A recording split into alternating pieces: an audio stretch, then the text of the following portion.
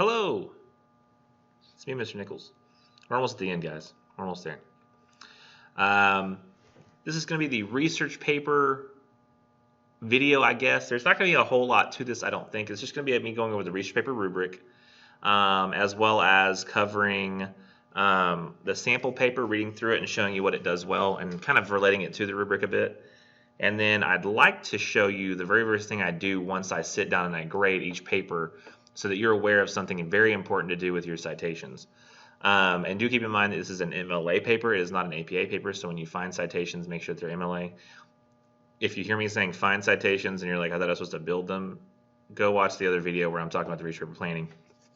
And if you haven't done the planning yet, you shouldn't even be here, because if you haven't seen this, or me talking about different real-world issues or going through stories and figuring out which ones you're most comfortable with and how much research you can find on the databases to then eventually give you this Works Cited page with a detailed thesis that has certain elements in it, then you shouldn't even be here. You should do all that first. That's on week 8. I also posted it in week 9 just so it wasn't, just so you had access to it. But you got to have 2 real-world, or at least 3 or 4 real-world issued articles. Those are the ones I have here in blue, and 1 to 2 literary issues on your literary work from scholarly peer-reviewed academic journals. All of them should be from scholarly peer-reviewed academic journals. And you also have to have a citation for your actual story. So I am now going to go over to the Blackboard, go to our class. Okay, so we're going to go into the class now. And weekly course content. Remember, week 8 and week 9 is where the video is on the research planning that I just talked about. So that's a very important place to go. And then week 10, the only thing that's there is actually submitting evaluation synthesis 3 over the poetry, which could be the first 2 selections of poetry or Dickinson, Frost, or Eliot. You have all those options to choose between. But week 11 is probably where you want to get to now. And in the last video that I recorded, but the video that's after this, I've actually already submitted the research paper peer review. And in that video, I just show you basically like how to submit a thread. It works a lot like a discussion post. Except this time you have to reply to 3 people and read their research papers. And I also go over in there how to make sure you do the last name and page number thing on your draft, because a lot of people have problems with that. I also said it's very important to include a works cited and internal citation, which I will get to in this video as well. If you don't have those things, you'll get a 0. So make sure that you do that. But going down to the research essay assignment, once you've submitted it, it will look like this. I already had to submit it for the peer review like walkthrough kind of thing. But before then, you'll see this. And I'm got to remember, I'm going to try to remember to put actually a link to this PDF in every single folder from week 8 to week 11, just kind of at near the top of the folder, so that people can see that PDF link without having to always go back to one of the assignments. But here we are in the assignment, and it has the research paper due part, but there's not a whole lot to this description, I guess. It just says that you need to use in 1,250 words, which is about 4 pages-ish, double-spaced, and that's full, 4 full pages, not starting on the 4th. You just have to highlight all your words. Like in this paper, I would highlight all the words, and this one had to be a little longer when I assigned it, but I've since cut it back a little bit. This one's 1,618 words. But usually only has to be like 1,250, which means, I mean, it technically could go, I think it's like 4 pages double space. Let me check. Should be about here-ish. 1,309, yeah, it's right around 4 pages double spaced. So that's one of the things that you have to do. And it needs to have 5 sources from the outside, which is 1 literary article and 4 real-world issue articles, or 2 literary article and 3 real-world issue articles. And then your 6th source is the primary source, the story itself or poem, in MLA style. It's the textbook that you're citing. So basically, I just say in my description of what you're supposed to do is to take the argument that you have in the thesis and then craft that out over the course of a paper. You know, give it some structure. Mostly it's going to be structured like a comparison and contrast paper, where you're going back and forth between the story and the real-world issue, pointing out similarities. And then hopefully throughout you're kind of at least hinting at guidance for behavior of people in the current real world issue and how that could be fixed if people would pay attention to the lessons from the story. I'm not going to go over like the thesis thing again because I've already done that before. I've said in the past to try to avoid going for easy relationships, things you think I might have seen before. But the most important thing on this paper is to make some compelling observation regarding the importance of the relationship you discovered. In other words, don't allow the paper to just be a simple compare and contrast assignment. Explore what possibilities for future behavior and societal or individual or political decisions exist now that the relationship is realized. You're going to try to make what you've found to be important. But from there, we can go all the way back down to the sample research papers we're going to work with in a minute.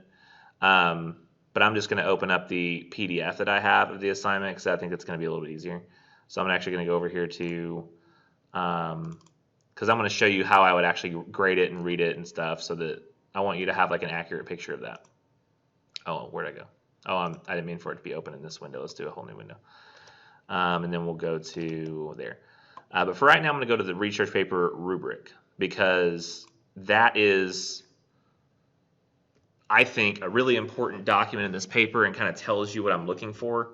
So you just go down, you click the link, and it takes you down to the research paper. I put rubric in quotes because it's not a true rubric. You may recognize, like, when I ask people, I say, like, what does this not have that rubrics usually have? And people will say, well, points on it. And that is true. I don't include points on the research paper rubric. And usually I go through this whole story, which I won't retell now. Actually I will tell it just in brief. Okay, so if you've heard it before, you can just skip ahead. But I don't know, should I put like a hand up to indicate I'm telling the story so you know how far to skip? No, it's not going to be good. So let's imagine that the reason I don't include points in a rubric, I'm going to tell you a story. Let's imagine I'm interviewing for this job. They liked my resume. They call me in for an interview. I do the interview. The interview goes well enough. They have me do the teaching demonstration. And then when it comes down to looking at all the candidates, my interview and demonstration and resume are far above like the other candidates. So they all get in the room afterwards, and there's like 6 people who are deciding. And by the way, I did have to do that, do a teaching demonstration to the people who would eventually be my bosses and colleagues, and like get them to feel excited about English, which was a little unnerving, but I liked the experience. And so let's say that they're in the room afterwards and they're deciding like to pick me. And this the tone of the room is a little weird. Okay, so they're like, so obviously the Nichols guy, he was really good. The interview is really good. All the answers were exactly what we're looking for. The teaching demonstration was honestly really engaging, really fun. He really seemed to, understand how to, make people feel happy about what they were learning. I don't know. Is there anything else you want to say? Like, it didn't seem like a confident, good thing. So people who sat around, and one person kind of looks around the room and goes, "Yeah, I have a question. I feel like nobody else even noticed this. I feel like I'm kind of going crazy. I actually secretly took a picture and I verified that this is real. Like, he wore Daisy Duke cut off jean shorts, like he's in some kind of like a model in a magazine, and he wore like a dirty tank top with like a mustard stain on it. I think it's like the ones with like the holes that go down really low, like that the people wear, that like you're not supposed to mess with those people, but is this how he's gonna like dress like in the classroom? Like, are we supposed to like worry about? Look at this, and everybody's like, yes, okay. Like, I thought, like, he seemed like he didn't even notice it was going on. So like I thought, like, is he gonna like come to the classroom like this? But nobody was reacting, so I was like, and everybody's like freaking out over it, and they're like, yeah, he was dressed so bad that like they were worried that like there would be complaints from the students, and like despite the fact that the interview and the resume and the teaching demonstration were really on point, the dude was dressed really inappropriately. Daisy Duke cut off shorts and a mustard stained tank top. And the mustard didn't even match the shorts. So that is why I don't do points on a rubric. And if that doesn't make any sense, here's the explanation. Anything done badly enough can ruin an otherwise great thing. If I do points, like for example, if I say, well, the Works Cited page is 20 points now, and you go, oh, okay. So you write a really great paper, you make comparison contrast, but you use no research, then somehow I've allowed somebody to have the possibility of getting an 80 on a research paper without having any research. So rather than do all that, I mean, these are ordered in order of importance to grade. So the bottom of the list is things like ethos, like spelling, grammar, typographical errors. But if those things were done badly enough, and I literally could not read the paper because I couldn't make out what was being said, I couldn't give like grammar and spelling like 5 points or 10 points. Literally, they become ruinous to the entire paper. So that's why I don't do points. I do have some major categories and then some sub-information in those categories that sort of tell you what I'm looking for, though. So let's go through those first. These are in order of importance to me. It's one of the reasons I have you propose your planning first, because that knocks out these first ones with just the planning. Like all that stuff should be basically covered just by the planning, and then the paper itself covers like the rest of these. So as long as the planning was good, and the ethos as well, but that's not as important to me. So basically, here's the important stuff you covered on the planning. So you have to have a thesis, and that needs to appear immediately after the introduction. I asked one class, and they seemed knowledgeable of this, so I was really proud of them. But the thesis does not always come at the end of the first paragraph. It comes at the end of the introduction. So you'll see in the sample paper, while I don't like exactly his placement of it, where he puts it at the beginning of the fourth paragraph, it does need to be after the third paragraph. So you have to have 3 paragraphs to establish the human problem that connects the story and the real world issue. You need to have a little summary of the story, a very quick summary, like I'm talking super quick, and then kind of a summary of the / introduction to the real world issue, in such a way where it seems increasingly clear as you write how it's similar to the other thing, like the story. And then at the end of that, you should see all those links starting to come together in your mind, the reader should, and then you can release the thesis. And it should, like I said, mention the story poem, the real world issue, and make a claim about how these two completely different situations compare, usually by the human problem, and then directly state or imply why the comparison is being made. So showing what can be gathered from the story poem that would help solve the real world issue. Because it has to be an ongoing real world issue. It's not something that's already been solved in the past. You can't pick the Holocaust because the Holocaust is over. You could do anything that's current, anything that's an existing problem. Like when I did like on the sample or the research paper planning video, abortion rights, people still argue about abortion rights. So that's the one that still works. However, if you did something like I don't know, women's right to vote, like that's old. Like we're past that. So that wouldn't work even with yellow wallpaper because it's not something that needs to be solved anymore. So hopefully you would be able to sort of indicate a direction for solving this problem. Now the Works Cited page, you want to only include sources that are used in the paper. You have to have at least 6 citations. That's 1 to 2 literary articles, so scholarly peer-reviewed academic journal articles over your story. 3 to 4 real-world issue articles, so that is scholarly peer-reviewed academic journals over your real-world issue.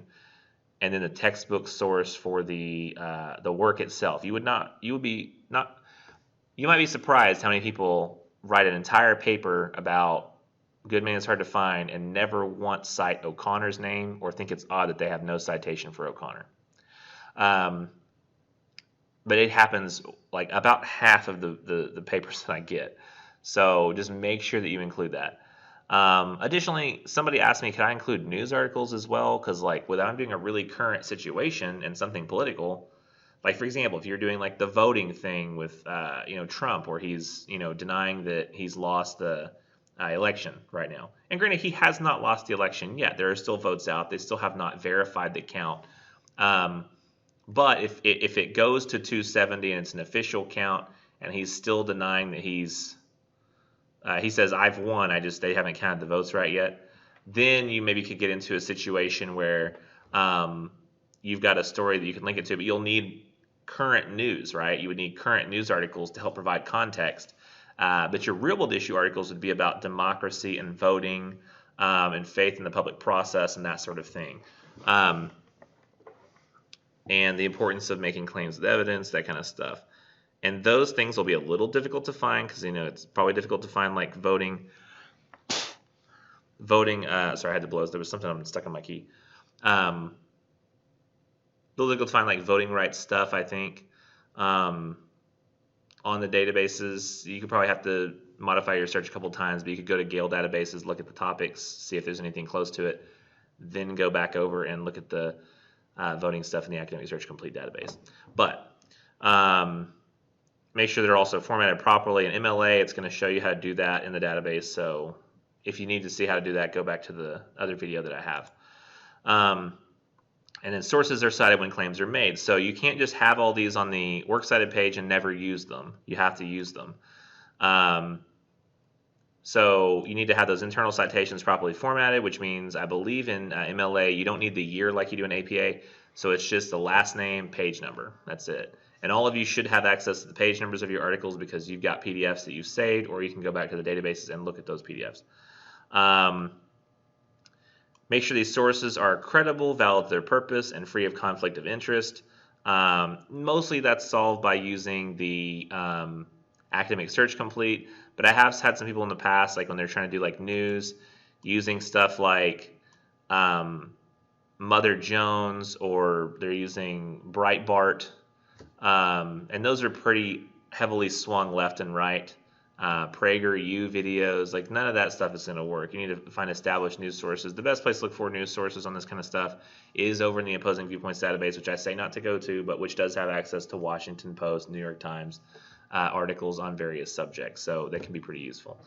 Now, you may notice a difference if you were in 1301 between this rubric and the one from 1301 is that I had sources are relevant, representative, typical, and sufficient above logic originally, and this one has logic above sources. Does anybody want to guess why that might be?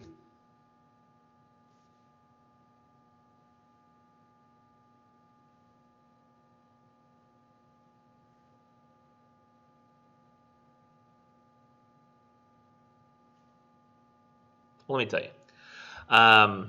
The reason is because in this paper where I've told you that none of the research you find should have your story and your real-world issue compared together. You're making this link for the first time. That's the idea behind it, is that nobody else out there has thought of this, and you're thinking of it. So the whole goal of this paper then should be to take the literature and make it matter in a way that nobody else has before. The reason that makes the sources not as important is because the sources will never in any case be saying exactly what you're saying. You're the one who's making the comparison. You're the only one who's making the comparison.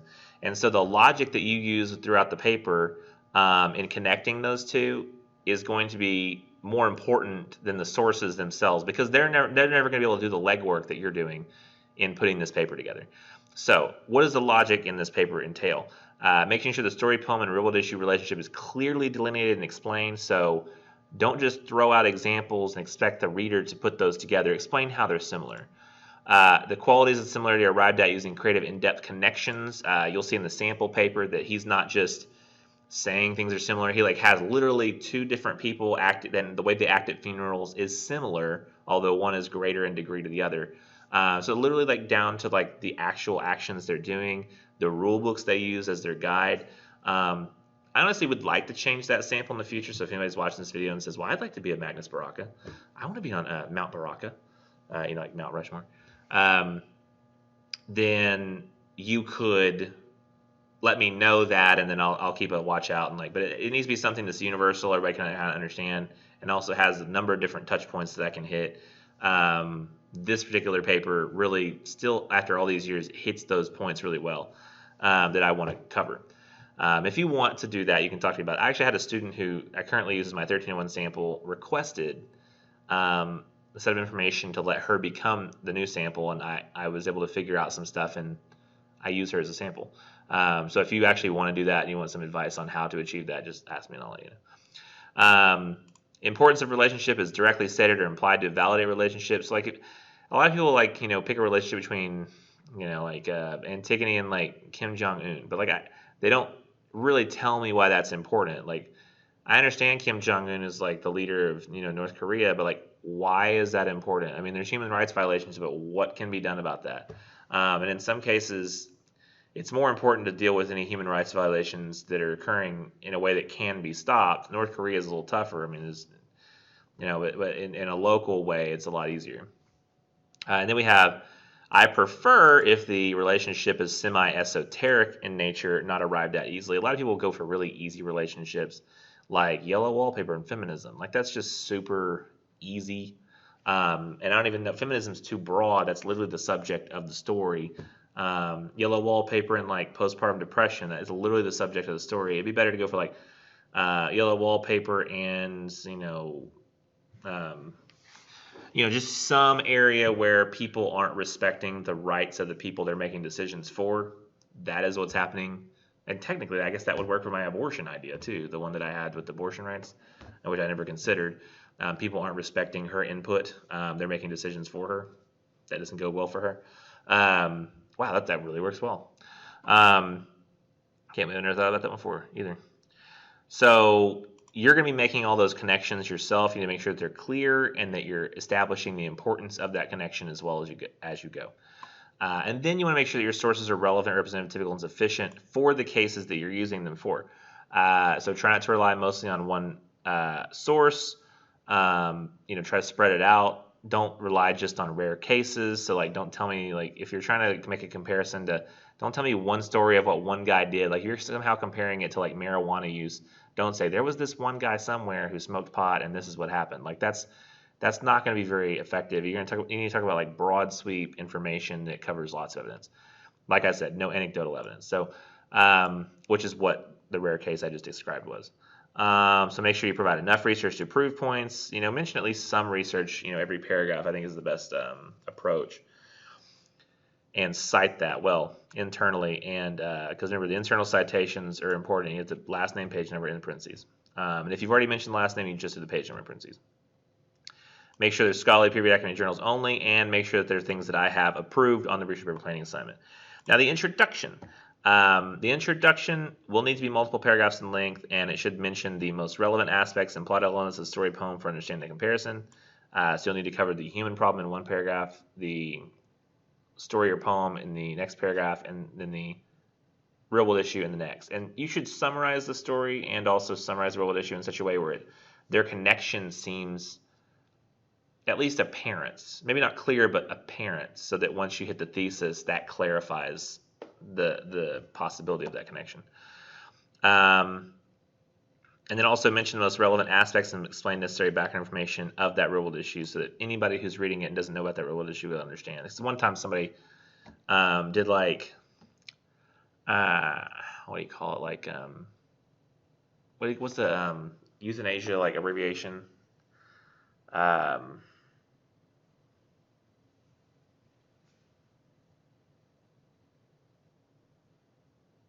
Physician-assisted suicide, PAS.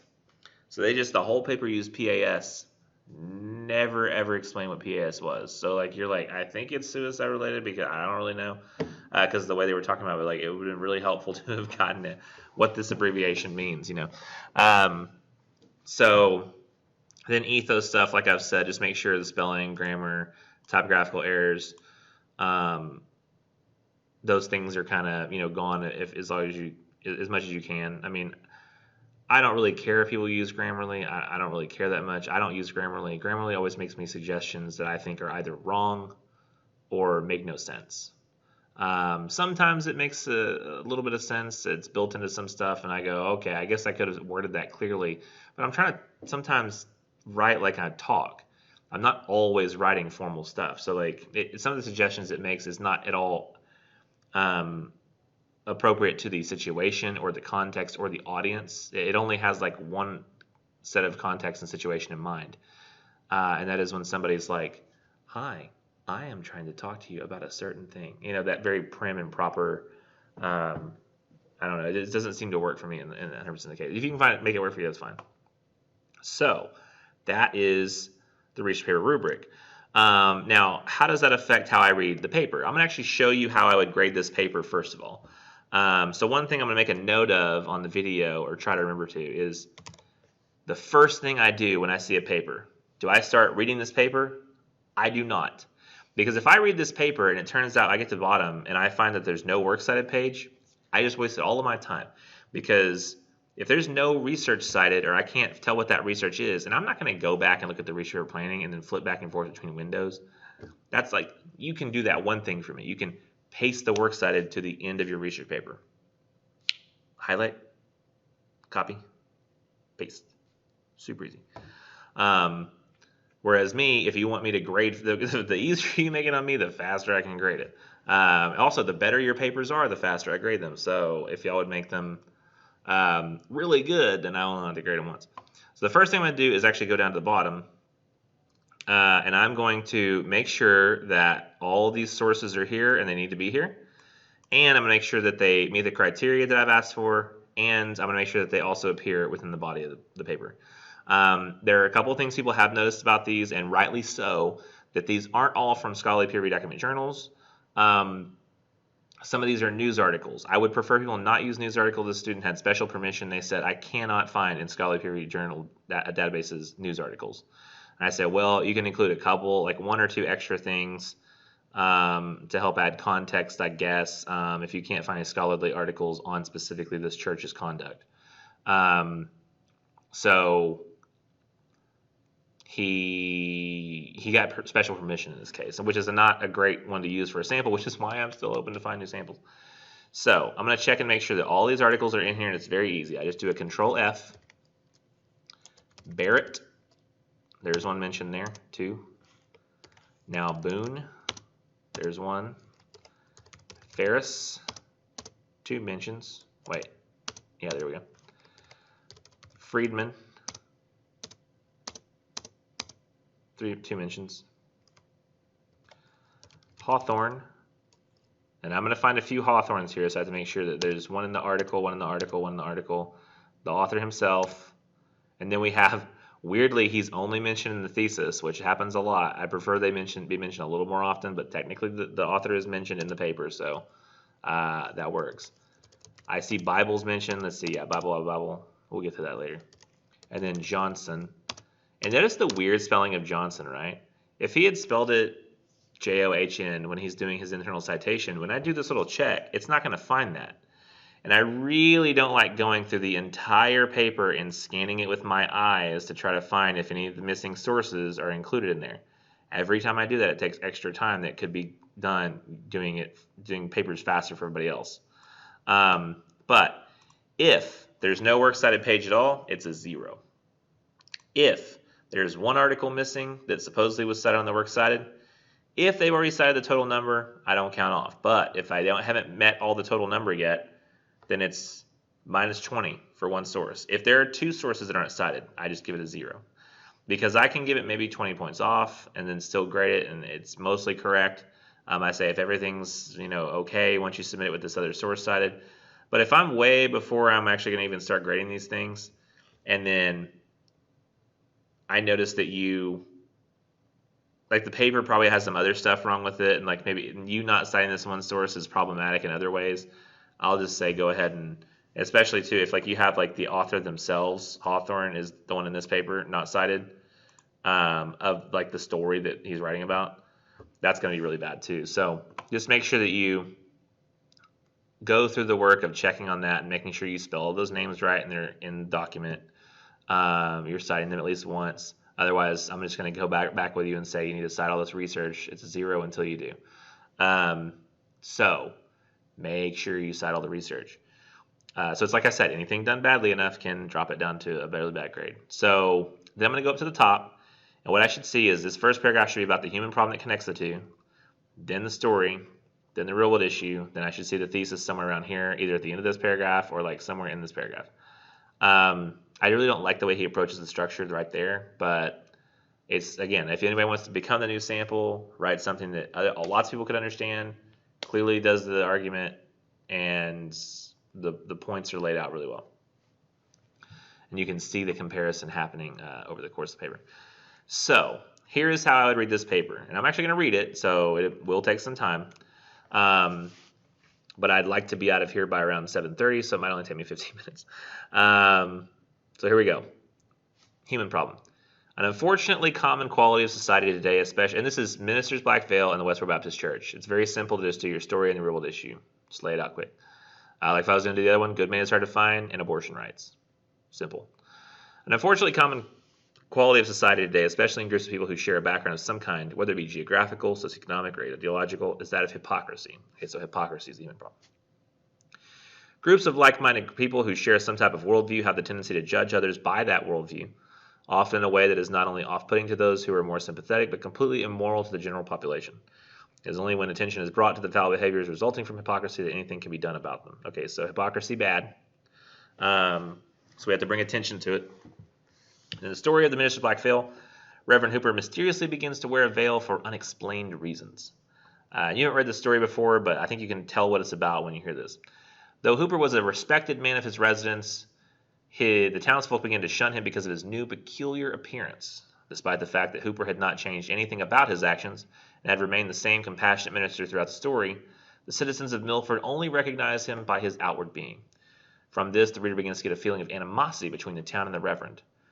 And he's citing some research here on that feeling of animosity. Because specifically, I think he has something about like the town's people, and that sort of I think helped to give him ideas. So he looked up like on the database the articles. He saw one. He went, wait, maybe I could relate that too. So sometimes just a looking up can help give you ideas. Don't get locked up in the portion where you haven't come up with anything you feel like you never can. So that is him summarizing the story, which has a lot of focus on the townsfolk. He's actually summarizing it in a way where it doesn't summarize the story fully accurately. It summarizes it mostly from the perspective of how the townsfolk treat him. But that's okay, because that's what he's relating his story to. He's focusing on those events in the story as one of the themes is hypocrisy of people.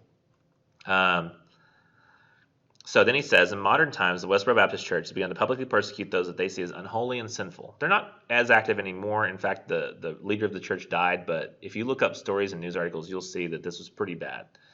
The church came into the public's notice whenever they protested the funeral of Matthew Shepard, who was beaten to death for being homosexual. They protested the funeral of him not because he was homosexual and they were pissed off about that. They were pissed off that he was a homosexual. And not that they were necessarily praising his beating, but the fact that they would hold a funeral for him because he was homosexual. Like, that's really messed up. Since 1991, the church has held over 41,000 protests, picketing events ranging from military funerals to high school theater productions. High school theater productions. Over the years, they have continued to show their disdain for those who stray against the Calvinist faith, provocatively voicing their God Hates Fags campaign, literally holding up signs that say God hates fags at funerals. So he wanted to compare these people who I think are more or less obviously wrong in what they're doing, but it's still a sensational group of people that you can kind of talk about. So I thought it was an interesting story to deal with nonetheless. And the religious aspect of it I thought was intriguing because it lets me tell students that you can write about religion in papers as long as you're approaching it from a logical standpoint, as he does, and I'll show you later. He's not saying like, I am religious, therefore you should think this. He's saying these people are religious, they're not following their religion, so they're being hypocrites. Then he finally gets to his thesis. Hawthorne's portrayal of the hypocritical townsfolk in the Minister's Black Veil is nearly identical to the protests of Westboro Baptist Church in a sense that both claim a profound level of morality, yet only notice when those around them commit sin, never themselves. Hold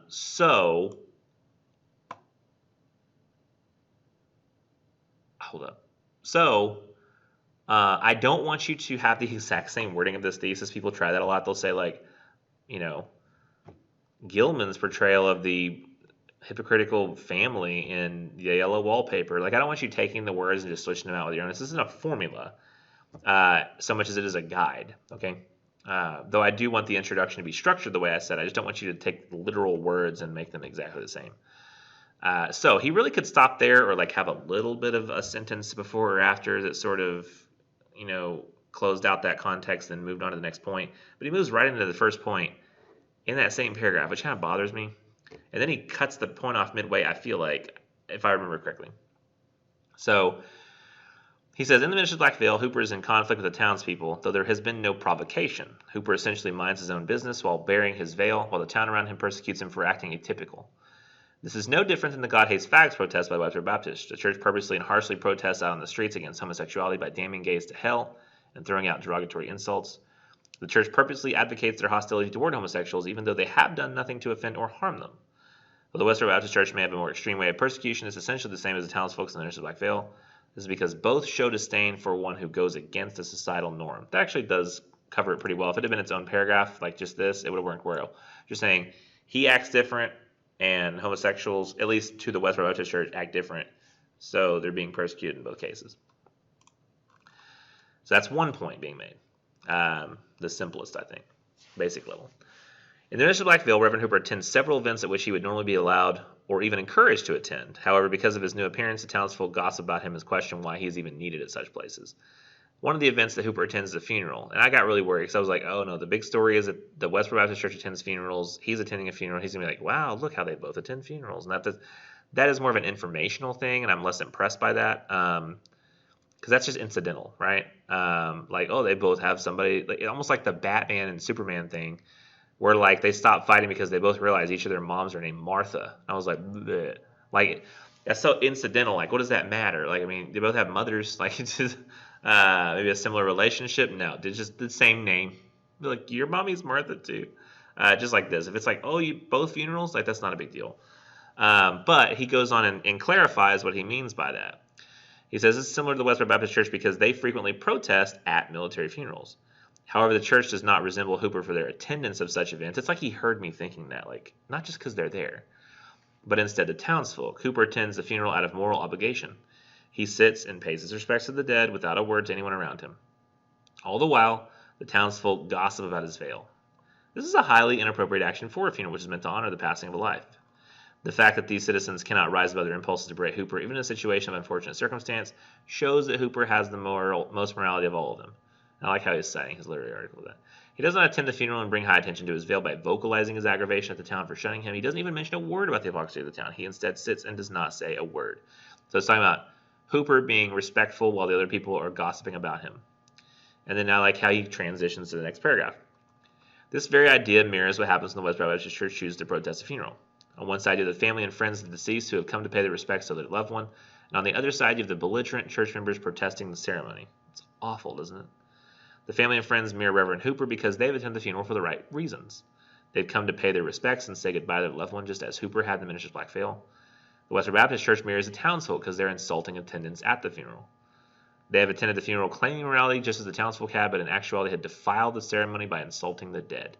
And this is important to note as well. It's bad enough if you're going to be protesting homosexuality or the don't ask, don't tell policy of the military at the time, but they're protesting the don't ask, don't tell policy of the military by protesting at funerals of military servicemen who may or may not even be homosexuals. They're literally protesting the military by going to funerals of military people who are not homosexuals. And I guess their point was, well, if we're not going to ask, we're going to tell, we don't know if they're gay or not, you know? So it's really just like messed up behavior all around. Let me see. Both the Westboro Baptist Church and the townsfolk, I almost wish there was a new paragraph here. Both the Westboro Baptist Church and townsfolk had attended their funerals claimed to be something they simply were not. Oh, no, I'm sorry. In the Nurses of Black Veil, townsfolk claim to be moral because they have merely shown up for a funeral as a decent person would. However, they quickly ruined this notion by gossiping of Reverend Hooper, something that a moral person would never do at a funeral. The Westboro Baptist Church claimed to be moral when they protest several military funerals because they claimed our attitude on what's happening with the war is that the Lord is punishing this evil nation for abandoning all moral imperatives that are worth a dime. However, the church failed to notice that their actions of protesting robbed several families of having a peaceful goodbye with their loved family member. Their actions have only defiled funerals instead of setting them right as they believe they have done. And I like that he sort of sets up this truth moment in the preacher and the story, but doesn't really offer the true payoff for the Westboro Baptist Church. The story has a very clear message on what the townsfolk were supposed to get out of the veil. It says, in the Minister's Black Veil, when Reverend Hooper is on his deathbed, he makes a broad statement that finally sheds a glimpse of light on the reasoning for his veil. Hooper states, "Why do you tremble at me alone? Tremble also at each other. Have men avoided me and women shown no pity and children screamed and fled only for my black veil?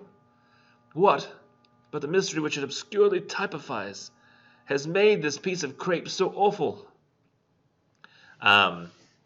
because at this point he's been wearing it for like 20, 30 years. Granted, it's a very long lesson, but and they still like judge him for that thing.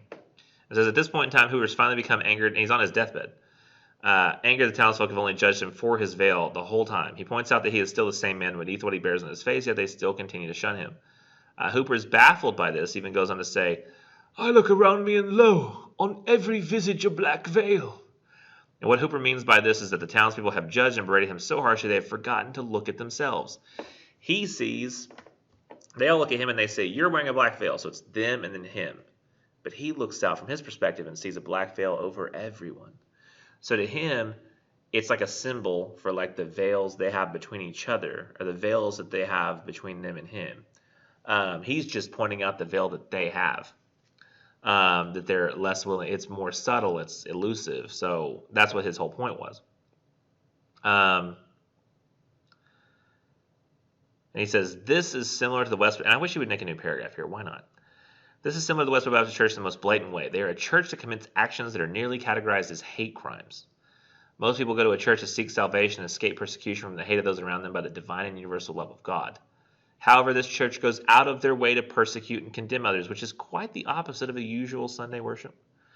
The message behind Reverend Hooper's deathbed, and he's again a little religious here, but he's kind of talking about the point of religion. What's the point of religion? What's the point of church? So I'm getting a little bit of leeway on that. The message behind Reverend Hooper's deathbed, The message behind Reverend Hooper's deathbed statement is that the townspeople were indeed being hypocritical to their faith. They were claiming that they were decent people, yet they continually judged Hooper even after his death. The Westboro Baptist Church fits this same profile. They claim to be devout followers of God, but they commit actions such as stomping on the American flag at a military funeral, defiling the dead, their country, and the faith that they follow so radically. Both the minister's black veil and the Westboro Baptist Church go against, and he should have done a new paragraph here as well. Both the minister's black veil and the Westboro Baptist Church go against their faith by even going against the words of the Bible, which would be considered divine law. So he's saying in this case, and this is a little difficult to wrap your head around, but he's saying in this case, both of these groups claim to be church-going people, Christian church people. Both sets of them are heavily Christian and based in morality and Christianity. So he says, well, they're both following the Bible, right? That's their rule book. So he says, the minister's black veil, the townsfolk blatantly go against the verse of John 7:24, which states, "Do not judge by appearances, but judge with right judgment." That is true. They're judging him based on his appearance. This shows the townspeople defile their faith by purposely ignoring the verse to judge Hooper or not knowing the verse at all. Either way, the townsfolk went against the word of God, making them the same, if not worse, than Reverend Hooper, along with making a mockery of their faith. And this is, of course, without knowing what Reverend Hooper's sin was, if there was any at all, if it was just a long lesson. Westboro Baptist Church goes against the Bible verse of James 4:12, which states, "There is only one lawgiver and judge, he who is able to save and to destroy, but who are you to judge your neighbor?" And really, I guess, they kind of go to the same together a little bit. This shows that despite their claims of high morality, they fail to follow their own faith. The church continually condemns people to hell and states that God hates them, but they fail to realize that the Bible states that only God himself can make such decisions and statements. It's true. It's what it says right there in that verse he cited. So along with the townsfolk and the minister's black veil, the Westboro Baptist Church fails to comply with its own faith and makes a mockery of it. So, altogether, the townsfolk, those are his points. His points were basically like that they are disrespectful, they're hypocritical, and that they claim their profound level of morality. He's got the link in the way they act at funerals. He's got the link in the Bible, and he's got how the minister says how he sees the veil on everybody else, but there's not really that equivalent moment for the Westboro Baptist Church. So there's sort of an implication that they need that moment where they learn. The townsfolk, minister's black veil, and Westboro Baptist Church resemble each other because they both fail to directly comply with their faith that they claim to have profound morality for. Both blatantly judge others around them and continually try to play the role of God. Despite the fact that the Bible, their source of faith, specifically states that only God can determine the fate of people, both the townsfolk and the Westboro Baptist Church choose to ignore it on several occasions. This not only makes a mockery out of the religion that is followed, but also creates hypocrisy. So I like the conclusion as well. All of his sources, they work together. Remember, I went through that whole thing first, and I checked to make sure that they were all there. So that's all done. Now, granted, I want all of yours to be from Academic Search Complete. He only has one that looks like most of the ones you should find these days with the DOI. But if you have ones that do not have a DOI, you need to use that AN number, that reference number. It's called the accession number in the Academic Search Complete database. You'll find it on the detailed record page. And he used one from Gale Opposing Viewpoints, which I don't allow anymore, but it's the Christian Science Monitor newspaper. And the Holy Bible does not count as one of his sources, actually. So he did literary source, he did literary source, and then he did, wow, he did 3 literary sources. Wow, he did 4 sources over the literature? Yeah, you're not supposed to do that anymore. That's not, okay. Yeah, I need to change out. Please give me another sample I can use. Please give me a good paper. I've been trying for forever to find something different. And this doesn't meet my current guidelines. So, yeah, that's it. And then once you've done that, you'll, of course, submit it to the research paper link, but after you've done the research paper peer review. So I can look back over here real quick at the research paper rubric, make sure that he had a works cited page, yes, sources are cited when claims are made, his thesis was good, and all the comparison was very clear. The logic he used throughout, he had very specific situations set up that seemed the same both in the story and the real world issue, which is really neat. The sources seem to be used well. The introduction, he laid out the human problem, story, real world issue. Good job. And I had noticed no problems in the ethos area. So everything seemed to be good there. And then once you do that, you just submit that sample paper, rubric, planning, vision, presentation, paper due. I think that's about it. You just go to the link after you've done the peer review, and you should be able to submit it. And it'll look like, once I've done it, it'll look like this. And I want to make sure that you have all the document in the same file so that it displays just like this. I want to see the works cited attached to the document. I'm going to give you a 0 and send it right back. So just make sure that you do that. And I literally showed you what the first thing I did. Every time I come to a paper, the first thing I do is grade it like that. So, yeah, it looks like it seems to cover everything. So, weekly course content. Just keep in mind that after this, in fact, we'll go to the syllabus. It's going to be a little easier. Looking at the course calendar down at the bottom. If you've got your research paper in after watching this video, so you do the peer review, you write the research paper, then you submit it to the peer review link, then the research paper link. Week 12, and this is specific to fall 2020 only, although the order of things is still going to be the same in the future. It's always going to be very next thing we do is talk about how to do the presentation. In this particular semester, we're going to be gone after Thanksgiving because of coronavirus. The cases are already really climbing, and some people are going to be getting sick, and it's going to be even worse after Thanksgiving, worse after Christmas. We're probably going to be seeing almost close to 500,000 cases a day by that point if we don't somehow do a mandate, which is going to be pre-Biden becoming president. If he does become president, right now it seems indicative that he might, but it's not 100% sure. But he can't do a mask mandate federally until January 20th if he decided to do such a thing. So all the really bad stuff like Thanksgiving, Christmas, New Year's, that's all going to hit us before the end of the year. That's why we're stopping for Thanksgiving.